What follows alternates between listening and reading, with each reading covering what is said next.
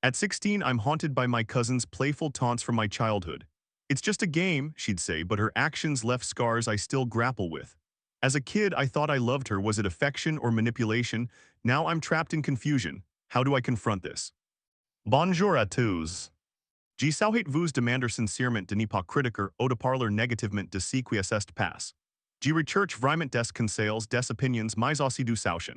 J'ai actuellement 16 ans et je vais vous raconter une histoire qui remonte à dix ans et qui a eu un impact tel sur moi que j'ai en souffre encore aujourd'hui. Cette histoire ne est pas déroulée en une seule fois. C'est en réalité une relation avec un membre de ma famille qui est spécial, mais non sexuel, et qui a eu un impact psychologique et émotionnel sur moi. L'histoire concerne ma cousine qui environ 20 ans de plus que moi. Quand j'étais enfant, je n'arrêtais pas de courir partout, de vouloir jouer et de dire tout ce qui me passait par la tête, un peu comme 80% des enfants. Ma cousine en tant qu'une adulte essayait un peu de me voir jouer à chaque instant. LSS donc me jouer avec moi, par exemple, elle me prenait et me chatouillait partout ce que j'ai adorais. Bref, notre relation était au départ normale, une jeune adulte qui aime jouer à sa manière et un enfant qui joue la sienne, c'est-à-dire moi. Souvent, elle engageait des dynamiques de pouvoir avec les chatouilles. Elle me disait par exemple, devine mon âge, et si je ne pouvais pas deviner, cela déclenchait une nouvelle série de chatouilles. Moi j'ai aimé cela je cherchais simplement à me rapprocher des chatouilles, et quand je n'en pouvais plus je décide stop et elles arrêtait. À ce stade, l'histoire est simplement mignon mais ce qui dérange vraiment, c'est le côté sombre de cette histoire. La suite implique des choses qu'elle m'a faites pour me taquiner ou me déranger, ou même ma demande mais qui ne devraient absolument pas être faites à un enfant, car c'est totalement anormal. Par exemple, un jour, quand j'avais 4 ans, je lui ai demandé si elle pouvait s'asseoir sur moi ou sur mes genoux ou s'allonger sur le canapé. Et je me souviens encore que cette idée a déclenché en moi quelque chose de psychosexuel ou une forme d'excitation bizarre, qui n'était pas sexuel sans même que je le sache. Elle n'avait donc pas cette intention, mais elle m'a juste répondu un truc du genre de cord mon chéri. A plus prise comme si tu demandes à tamir de te préparer ton plat préféré. Je sais très bien qu'elle n'avait pas d'intention sexuelle, je tiens à le préciser mais moi, à cet âge-là je ne comprenais pas ce que je ressentais. Et c'est en grandissant que j'ai réalisé que ce type de choses m'excitait d'une certaine manière. Je me souviens de mes pieds croises comme si j'étais à la plage en train de la regarder. Ensuite, elle distrait par son téléphone a commencé à saigner et elle commence à me chatouiller les pieds. Moi j'ai commencé à rire et je décise au je ne savais pas quoi tu allais me chatouiller. Après ça elle s'est levée et moi je lui ai dit non non non encore. Elle m'a répondu quelque chose du genre non c'est bon mon chéri. Après cela nous sommes partis manger et elle a dit à mon pire son oncle, je me suis assis sur lui, si à quoi il semblait un peu déçu. Ma tante G. Croix Souriite Genisais pas pour mamir mais je pense qu'elle était dérangée. J.I. totalement oublie la réaction exacte, mais J.I. aussi un autre scénario entier que me fait penser que si n'est pas elle qui a dit cela. Mais que c'est moi qui avais complètement panique à cause de la guerre et que mes autres cousins. Donc le frère et la sœur de ma cousine, avaient essayé de me retenir, réussissant à la fin. Bref, J.I. une image de mon enfant ou J.I. complètement, perdu le contrôle et une autre ou J.I. simplement guerno je me suis senti coupable, mais sans une grosse réaction. Je ne sais pas laquelle des deux est real, mais je pense que c'est celle où je n'ai pas eu de grande réaction qui est la vraie. Ma cousine n'aurait jamais dû m'écouter au s'asseoir sur moi, et tout le monde aurait dû rigueur au lieu de prendre cela pour un jeu innocent, surtout entre une jeune adulte de 24 ans et un enfant de 4 ans. Donc, c'est le premier événement marquant il y a eu ma cousine. La deuxième chose qui m'a marqué, c'est qu'elle m'a demandé si je n'avais pas mal quand elle s'assait sur moi, et j'ai répondu non car cela me faisait du bien un peu comme un massage. Je me suis rappelé qu'elle essayait assise sur moi lorsque j'li revue à LA de 6 ans. À cette époque, j'avais passé toujours chez ma tante et j'avais également subi certaines choses. Vous allez probablement erder chokes. Elle me chatouillait beaucoup encore et j'adorais, je n'avais pas de souci avec cela et j'avais totalement oublié qu'elle essayait assise sur moi. Cependant, à cette époque, je commençais littéralement à développer des sentiments amoureux pour elle. J'étais réellement amoureux d'elle. Lorsque j'avais 6 ans, pendant ces 3 jours passés chez you, elle m'a fait quelque chose qui m'a profondément marqué. Alors que nous jouions, elle a pris un drap et m'a dit viens je vais t'attacher. J'étais inquiet dans le noir qui commençait à s'installer, mais pas suffisamment pour réaliser pleinement que c'était sombre. Elle insiste, mais pourquoi est-ce pour? Puis, elle appelle sa petite sœur, ma deuxième cousin, qui avait aussi plus de 20 ans, et cette dernière obéit à sa demande. Moi en voyant cela ji pense que siete quelque chose de banal, alors quen fate, elle me manipulate pour me forcer à subir des choses que je n'aurais jamais acceptées sans contrainte physique. Elle m'a mis debout, et m'a enroulé dans le drap et m'a posé sur le canapé, et sent me à quatre pattes au-dessus de moi, tandis que j'ai étais allongé sur le dos, croyant qu'elle allait chatouiller mes pieds mais non. Elle a laissé cheveux pendre sur moi pendant quelques minutes dans le noir. Cela me dérangeait et je ne pouvais rien faire. Je me débattais répétant non rare que fais-tu à ça me garne. Et elle voyant ma réaction me disait, oh mais je ne te fais rien. Mon autre cousin et ma cousin edgent la discutant de choses non lies à la situation comme si je n'existais pas. J'ai totalement ignore et elle observait ma garne. Après ces quelques minutes horribles je me suis retrouvé en panique croyant vraiment que j'allais pleurer. À ce moment-là, elle m'a finalement lâché mais je ne sais pas si c'était par coïncidence ou si elle le savait. Elle demande à allumer la lumière, et là, j'ai un peu trouble par ce qui m'était arrive. Je ne sais pas ce que j'ai fait, mais je pense que j'ai essayé de lui montrer que je n'étais pas affecté par ce qu'elle avait fait. Elle a ensuite dit, attention, je vais t'attacher avec une ceinture cette fois. Je lui ai répondu vassois gmn fiche. Elle demande à son cousin de porter la ceinture, mais il refuse. Après cela, je me suis senti totalement perturbé. Je suis allé manger et ensuite je suis parti dormir. Je ne sais pas si c'était à côté d'elle, mais à ce moment-là, je l'aimais beaucoup. Elle voulait que je dorme à côté d'elle, et pendant ces 3 nuits, je l'ai fait. Elle faisait tout cela pour jouer et me taquiner, mais cela m'a profondément marqué psychologiquement. Je me demande si ce que j'ai vécu est vraiment un jeu si je devrais ignorer cela. Elle m'a aussi fait d'autres choses, comme prendre son téléphone et me dire qu'elle allait appeler mon père pour lui dire que j'avais cassé un vase, alors que je n'avais rien fait. À l'époque, j'avais seulement 8 ans. J'ai écouté l'enregistrement du téléphone, si n'était pas la voix de mon père, mais j'ai cru que peut-être son téléphone était cassé. Lorsque j'ai entendu le mot casser pour parler du vase, j'ai commencé à pleurer. J'ai ensuite pris mes distances avec elle et je suis allé voir mes parents. Quand je leur ai expliqué, ils m'ont dit que c'était juste pour rire avec moi. Chaque fois que je parlais de ce qu'elle m'avait fait, on me disait que c'était juste une blague, comme si elle était en position de pouvoir et pouvait tout faire. La sœur de ma cousine me disait que je n'avais pas en faire une affaire. La manière dont tout cela se déroulait me revoltait. Un autre incident marquant a it lorsqu'elle m'a dit, je vais mettre mon pied dans tabouche devant tout le monde.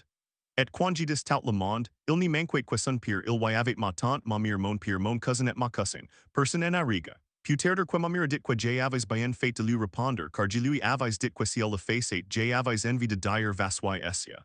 Elle répétait cela en riant. Je me sentais de plus en plus gern, personne ne venait à mon secours. Je ne comprenais pas ce qui se passait. Elle le disait sur un ton un peu sadique. Revenons au moment où elle m'a attaché avec la couette. Peut-être qu'elle me faisait cela parce que chaque soir, avant qu'elle n'y ascendor, même si elle se couchait après moi, cela commençait à environ une demi-heure après, et je n'avais que 6 ans.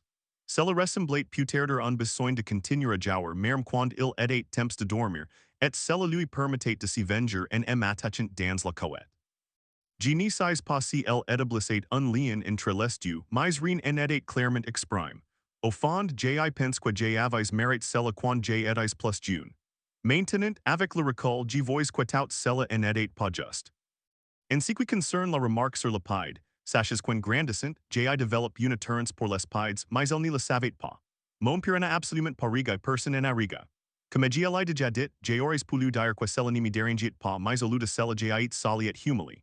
J'ai aussi eu des flashbacks de l'enfermement sur la terrasse de moi devenant fou parce que je m'étais retrouvé enfermé sur la terrasse. Le degré de douleur psychologique ressenti à ce moment-là est difficile à expliquer, et je ne me souviens pas si ce flashback était un rêve ou une réalité. Je devrais lui parler de cela pour clarifier mes souvenirs. Je me rappelle aussi qu'elle m'a dit, pour rigoler, qu'elle me laisserait dehors sous la pluie ou qu'elle avertirait mes parents que j'avais volé un ferrero, que le ferrero m'appartenait si je ne lui faisais pas gauder. Quand elle m'a dit cela, je savais qu'elle rigolait, mais j'ai tout de même dit, vassois tines tu pu gauder. Elle alors répondu non, non, c'est bon garde-la. Elle me montrait clairement qu'elle riait.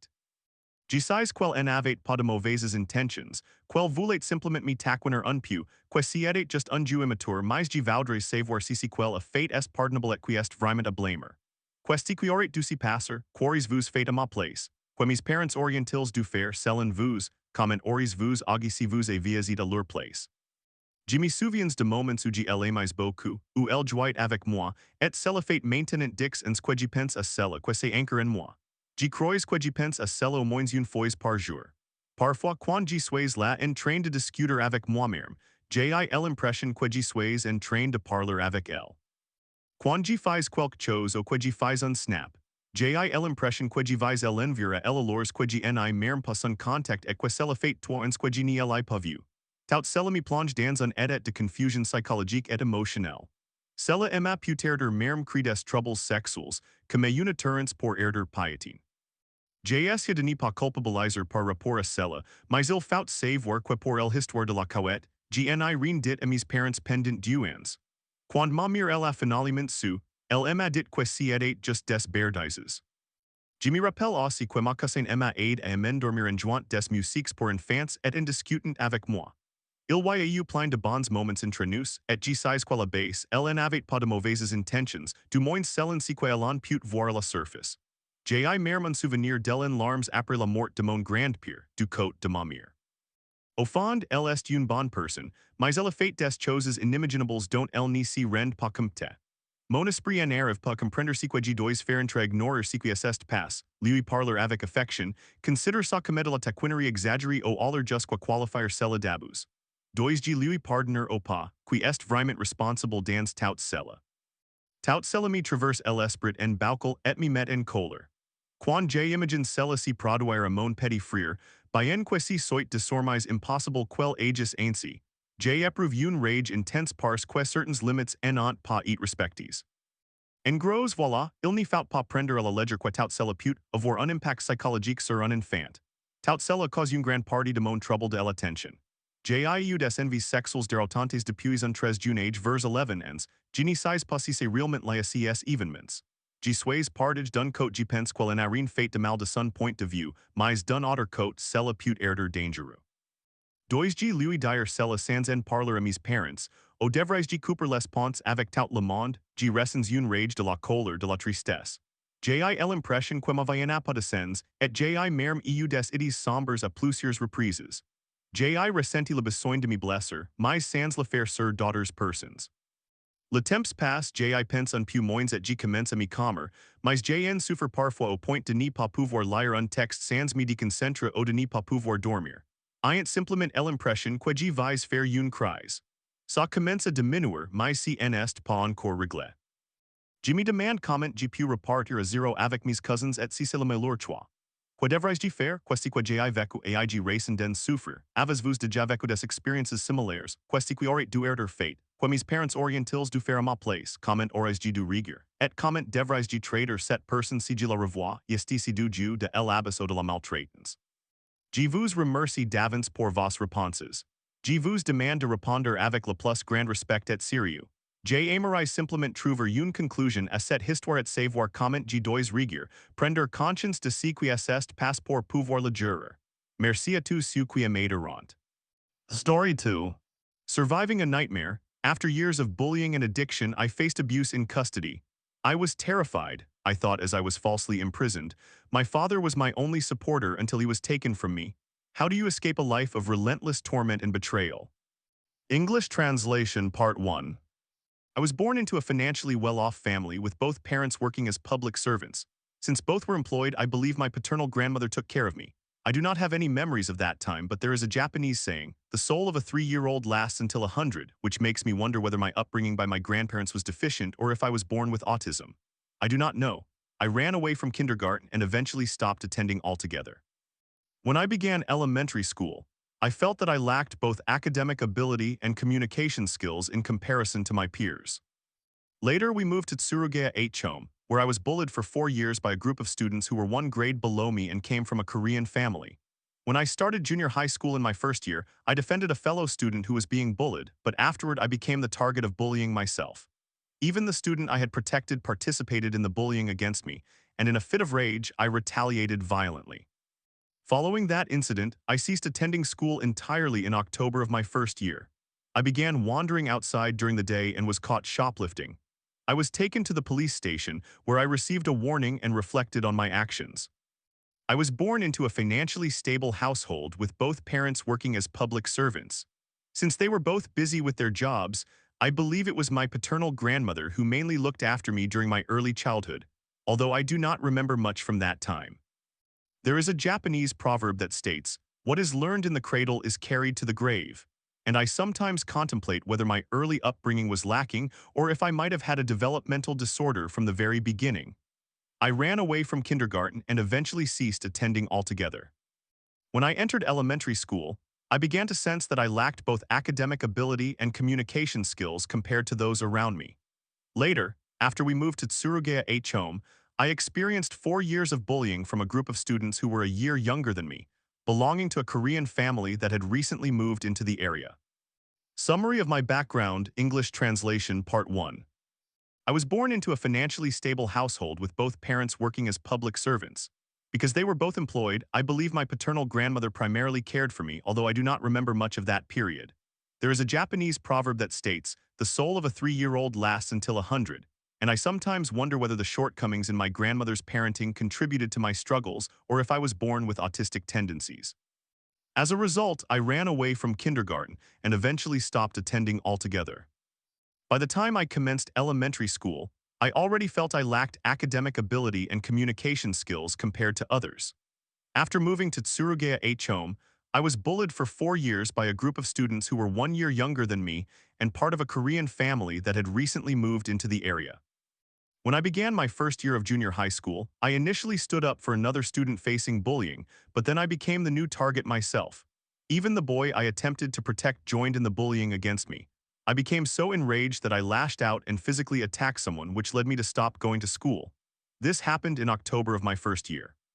During the daytime, I began wandering around outside and was caught shoplifting. I was handed over to the police, received a warning, and deeply regretted my actions.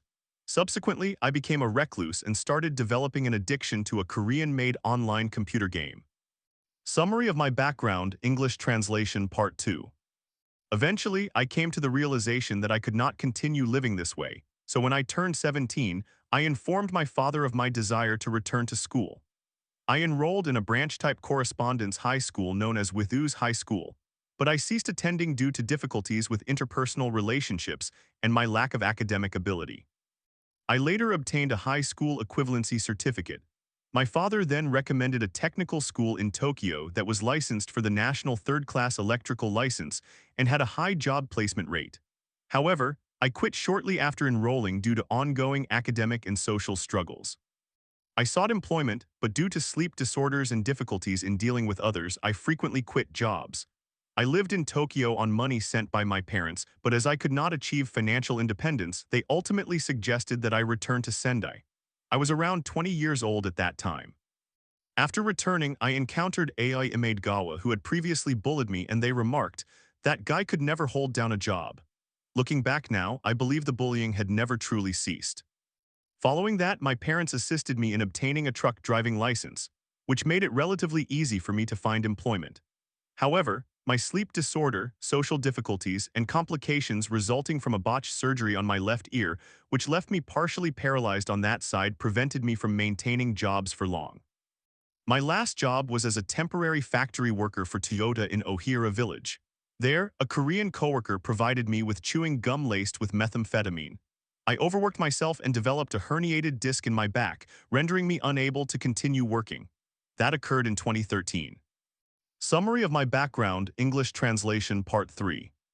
After that, I became reclusive once more and developed an addiction to a Korean online game called Archie Age. I faced bullying in the game, leading me to lose emotional control and rant on message boards such as 2channel. Subsequently, a Korean user with advanced computer skills likely hacked my computer, even with the installation of Windows security software. From that moment on, it seemed as if my screen activity was being monitored, and I continued to experience harassment in the game, ultimately deciding to quit. Later, my parents aided me in obtaining a large vehicle license, and I began working as a dump truck driver, a job that put less strain on my back. However, once again, I could not sustain employment due to sleep disorders and social challenges. During this time, I encountered someone on a Skype channel who advised me that using large amounts of over-the-counter cold medicine, Braun, would be enjoyable. Initially, I avoided it, believing it to be dangerous. But in 2015, after succumbing to depression, I began abusing the medicine and became dependent. Eventually, the effects diminished, and I tried methamphetamine, becoming addicted. Shortly after, a thug-like police officer from the Akita police arrived with a search warrant for meth. At that time, I had been trying to abstain but was arrested for marijuana that my cousin had left behind. I was terrified, and under threat and pressure, I conceded that it was mine. This occurred in December 2016. At the Akita Port Police Station, I endured abuse and even contracted the flu during my detention. I ultimately made a false confession. After receiving a suspended sentence and being released, I discovered that the police had leaked information to the Yakuza from whom I had purchased meth, claiming that I had informed on them. Consequently, I became a target for retaliation. I attempted to flee, but they continued to pursue me. My father's financial support dwindled because he had been scammed by a fraudulent investment company, leading me to apply for welfare. I was instructed to visit a hospital. I had avoided hospitals for over 10 years due to distrust resulting from the failed ear surgery. However, I finally went and was diagnosed with a sleep disorder and developmental disabilities. That was the first time I realized I had a mental illness. Summary of my background, English translation, Part 4. Afterward, I fled to Sapporo to escape, but I was still being pursued. I became addicted to a mobile game called Ashtail, and a streamer named Kori mirrored and disseminated my gameplay, resulting in further harassment in-game. Seeking to improve my skills, I began spending money on credit, which left me in debt and unable to even sign a new mobile phone contract. Subsequently, incidents of illegal intrusions into my home occurred, and I was poisoned with harmful substances. I reached a mental breaking point and attempted to end my life by consuming 2 grams of methamphetamine, but I did not expire. Later, I discovered that an intruding investigator had allegedly injected syphilis-infected bodily fluids into a syringe of meth, and I nearly contracted syphilis. Fortunately, my immune system prevented the infection. In a state of terror, I contacted the Sapporo Shiroishi police station and turned myself in. Around the summer of 2020, I was arrested. It appeared that illegal investigators were functioning directly above the detention cell, drilling holes and possibly setting up hidden cameras and devices. I was again poisoned and subjected to slander flyers, and calls containing false information about me were disseminated to the police station. As a result, I experienced abuse while in detention. Later, I was transferred to a detention center, and my parents arranged for a temporary release. Even after my release, I struggled to fully comprehend who my persecutors were, and I was convicted in court. In the Sapporo Detention Center, it was alleged that toxic substances were poured into the tap water, so I abandoned the appeal process. Even during imprisonment, I was poisoned, and it felt as if my brain became inflamed.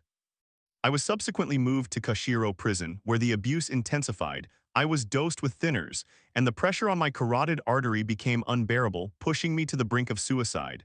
Somehow, I persevered. Summary of my background, English translation, Part 5. After my release, I returned to Sendai, but I encountered life-threatening situations once again. I even joined the Soka Gakkai religious organization, hoping for protection, but it appeared that even they could not confront the scale of the group targeting me. On January 29, 2023, I was forcibly injected with methamphetamine and arrested once more. At the Miyagi Prefecture Yamato police station, I experienced further abuse. During the Golden Week, the group I had long suspected summoned their members to gather in Miyagi Prefecture. While the prefectural police were preoccupied with addressing the assembled members, my family and others were harmed by elements associated with organized crime. As a result, even the personal information of Miyagi police officers was leaked, and the police ultimately capitulated to them. I was then transported to Sendai Detention Center. There, under threats from this group, one of the staff allegedly administered poison that damaged my internal organs, nearly resulting in my death. To this day, I continue to endure lingering symptoms resembling severe hemorrhoids. Part 6. Abuse in Miyagi and Fukushima prisons, deaths of family and pet, and the present. I encountered abuse even at Miyagi prison and later at Fukushima prison. I endured it all with determination. My only emotional support throughout this period was my father, who sent me care packages and engaged in letter exchanges with me. Unfortunately, my paternal grandmother was eventually killed. Our family dog, a dachshund, was also killed. Tragically, my father himself was killed. As of May 6, 2025, Ryua 7, I am still alive, bearing the physical and psychological scars from all these experiences. Story 3. My best friends ignored me for months, then laughed at my awkward photos in their secret group chat. When I confronted them about their bullying, they said, "Why do you keep coming back?" Now I'm questioning my worth and my future. How do I escape this toxic cycle before graduation? My title is a bit simplified. However, I am going to inform you that this is a lengthy read, given the amount of detail involved. For context, I am a senior in high school, and my friends have completely ignored or severed ties with me for the past 6 months. I do not particularly care about them, as I only have around 2 months left with them until graduation, but I want to avoid making the same mistakes in the future. I have been genuinely good friends with this group for about 3 years. I invited a couple of them into the group and have taken a few of them on trips. However, I tend to sidestep conflict or arguments by laughing them off, which may not be the best approach. To begin, around the end of last year, my friends and I held a small party or get-together. Toward the end, we took a walk around the neighborhood. I was not in the right frame of mind, if you understand what I mean, and neither were the others. One guy, who I have known my entire life and was practically my best friend, began talking about me and my family. He said some really messed up things and then called me a coward when I refused to fight him. I explained that I did not want to fight because he was my friend. He then pushed me, I pushed him back, he punched me, and I retaliated. I immediately ordered an Uber and left. A few weeks later, I unfortunately lost a game. I will not reveal what it was, as it would be pretty obvious it was me if these guys see this, and had to face a punishment determined by the winners. They assigned me something that would reflect very poorly on me and could potentially jeopardize my ability to attend college. I declined and requested something easier, preferably something that would not negatively affect my future. They told me to stop being a coward and insisted I complete the punishment. They also decreed that I would not be permitted to attend any hangouts or parties until I fulfilled the punishment. I thought they were joking. However, I was not invited anywhere for 3 months. If I reached out online, I was left on read, ignored, or responded to with hostility and told that I needed to complete my impossible punishment. They would not even communicate with me at school without bringing this issue up, and I began to notice that they would not speak to me in person either. This situation upset me significantly. While I have other friends, no one really does anything outside of school. It's just this group, so I feel somewhat trapped with them. At one point, I struggled to sleep because I was anxious about whether this situation would resolve, and more importantly, about being completely ignored by people I had considered my best friends just a couple of months earlier. There were several occasions where I learned about a get-together or party, asked if I could attend, and was told that I could not. Two of the girls in this group felt sorry for me and tried to get me invited, but the guys would not relent, even claiming things like, "We figured you wouldn't want him here." Eventually, I received an invitation to a party hosted by one of these girls, and afterward, things seemed to calm down. I began to receive invitations to events, even if I often had to learn about plans by listening to these guys discuss them or by reaching out after the hangout had already commenced. However, at one of these parties, my friend opened his phone and I noticed a group chat notification with the group chat named after me. Everyone was included, the whole group, both guys and girls. I was pretty devastated. I did not reveal that I knew, but over the next week or so, I saw that people were messaging in it.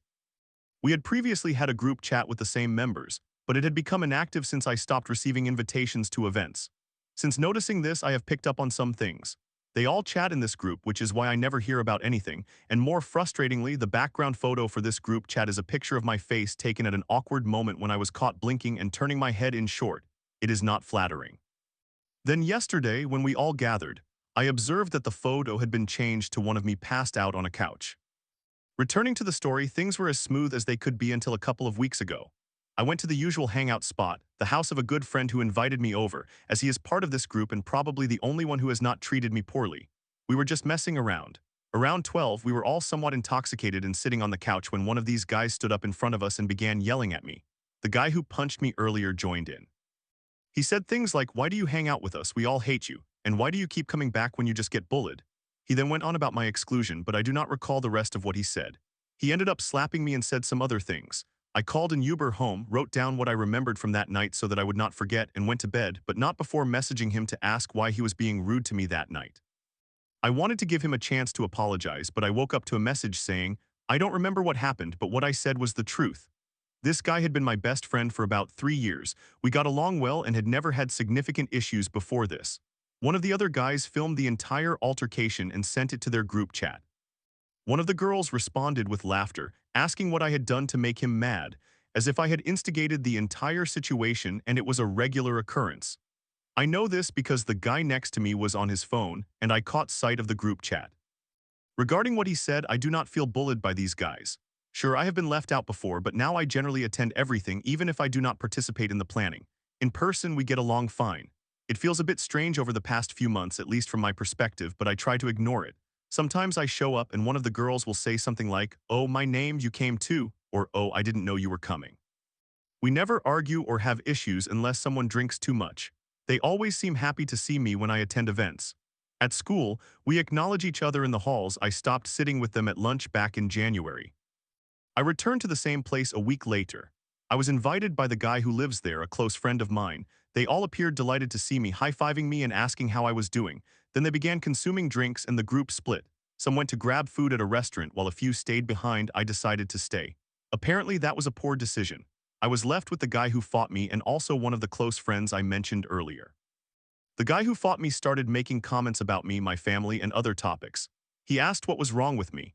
I remained quiet, refusing to give him the reaction I presumed he wanted. He then practically implored me to fight him again so that I could regain his respect. I repeatedly declined, knowing that some people had their phones out and suspecting it would be recorded, and there was really nothing positive for me to gain from it. The guys who had gone to get food returned, and we all took a walk around the neighborhood. I fell back roughly 20 feet behind the group, wanting to see if they would say anything.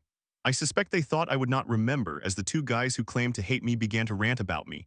I doubt they realized I could hear. Nevertheless, they would not stop. We were out there for a solid hour, and I was the sole topic of their conversation. Granted, no one else added anything at all. It was just those two going back and forth, but I felt terrible. I went home soon after, and upon waking, I discovered a video of one of them attempting to urinate on my car, which they did not accomplish. Now, with the school year nearing its conclusion, my friendship with them is also coming to an end. I thought I would inquire about the group chat and find out what it entails. I asked a good friend of mine, someone I have known my entire life, who has not participated in any of this but has been passively involved about the group chat. I trust this guy. He is one of the two people in this entire group I plan to keep in touch with after high school. He claimed to have no knowledge of the group chat and asserted that it does not exist, asking why they would do that to me and suggesting that I might be overthinking. I asked another guy and he also denied knowing about it, saying that it does not exist and there is no reason it would. Two other people offered similar claims. I know these guys are involved in this. I just want to understand why I'm excluded and what goes on in that chat. Additionally, I truly cannot stand these people. Everything feels insincere. They all seem two-faced. I remain confused about their behavior and struggle to gather information. Separating from the group is not an option because some genuinely do like me and I receive many invitations. Yet at the same time, I appear to be disliked by some of them, and when I inquire about it, I receive no answers. I seek advice on how to navigate this situation. I have not wronged anyone in this group. I drive them around when they are unable to drive, I communicate with them at school, and I used to check in on them. Currently, I detest this situation. It feels unsettling to know they have a group chat without me, especially one with my name in the title. Do they feel guilty? They must realize by now that I am aware of this. I feel as though these individuals do not take me seriously, which contributes to my bitterness. I have approximately 2 months left with these people. It feels strange to be around individuals who engage in activities without me. I have to pretend to be friends with them, which I can no longer tolerate. However, outside of this group, nothing else occurs. No one does anything. I am somewhat of an extrovert, so I need people around me. It is fine in person, as I previously stated, but I just feel off. If I attempt to address the issues by individually asking how I can resolve my apparent problems with the group or what I did to cause it, they simply shut down or respond by claiming they are unsure or do not perceive any issues. Since someone will likely suggest that I stop associating with these individuals, I genuinely cannot. Some of my best friends are in this group, which prevents me from leaving. Additionally, I have invested 4 years into these friendships. Furthermore, no one outside of this group engages in activities. I would simply be stuck at home. Recently, this situation has significantly impacted my self-esteem. I am beginning to doubt myself, overly analyzing my behavior in social settings to determine if I appear odd and worrying about my future at college, if this situation might repeat itself. I truly require advice on how to survive the next few months. How do I interact with this group? How do I ignore their obvious issues with me?